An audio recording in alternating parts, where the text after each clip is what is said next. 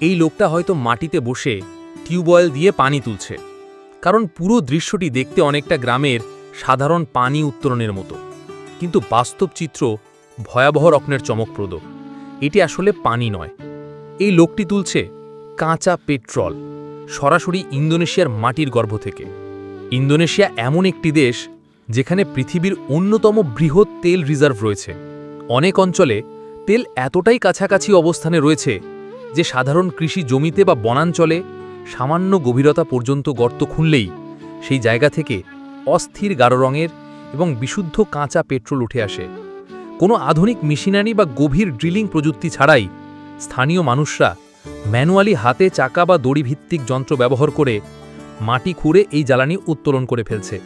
তবে এই কাজটি পুরোপুরি বেআইনি, সরকারিভাবে কোনো অনুমোদন ছাড়াই সম্পূর্ণভাবে অনুমোদিত অবস্থায় 1000 লোক এই অবৈধ তেল উত্তোলন কাজ চালিয়ে যাচ্ছে। অনেক সময় স্কুল পড়ুয়া কিশোরেরাও এই কাজে যুক্ত হয়ে পড়ছে, কারণ এতে ঝুঁকি কম কিন্তু আয় দ্রুত হয়। কেউ কেউ একদিনে 100 থেকে 200 লিটার পর্যন্ত তেল তুলতে সক্ষম হয়।